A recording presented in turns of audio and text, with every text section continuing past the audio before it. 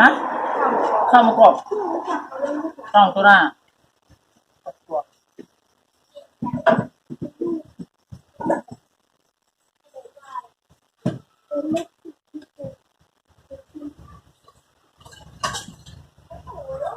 เป็นลูกค้ารักคุณเป็นลูกรักคุณ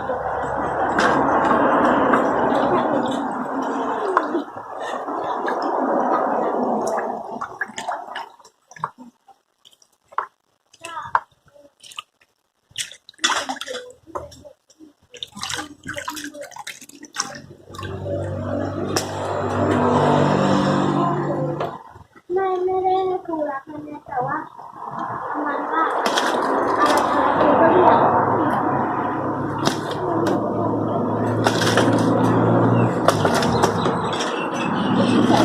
ยิบใส่แล้ว1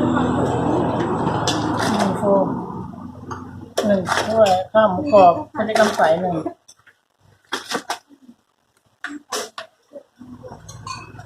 โอ้มีมาเร็วคนนี้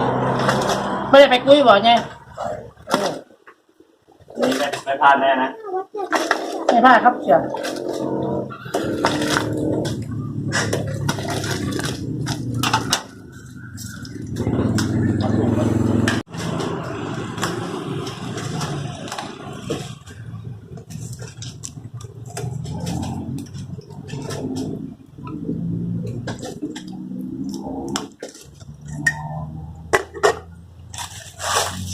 น้องร้อนไหมคะไม่เอาดูนะ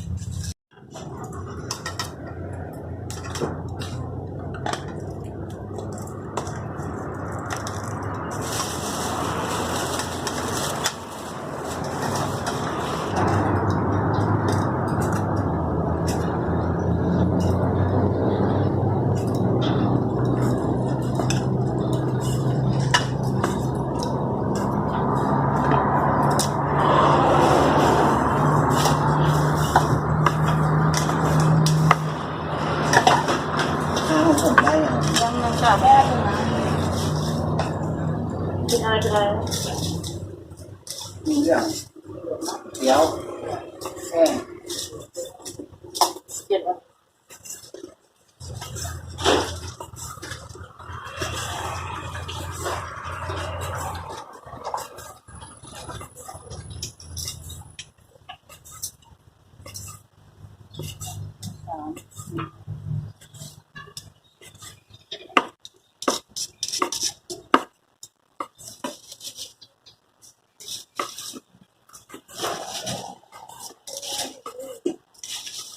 แห้งตาม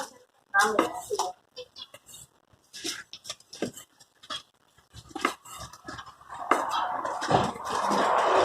แล้วก็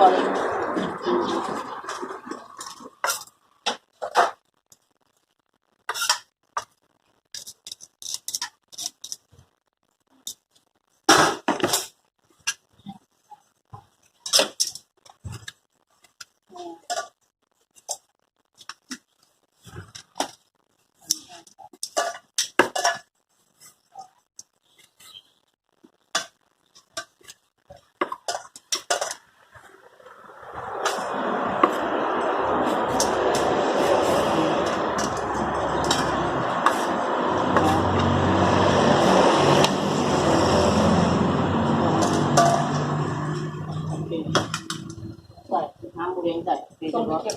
ฮะ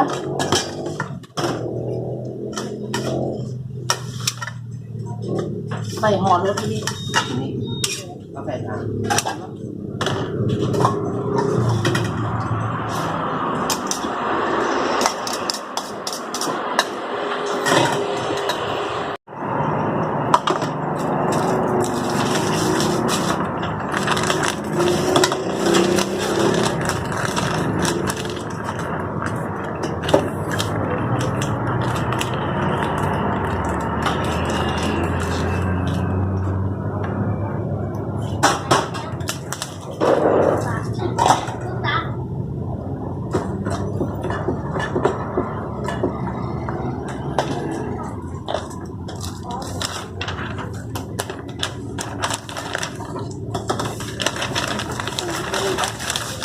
เวลาแห้งเลยแบบ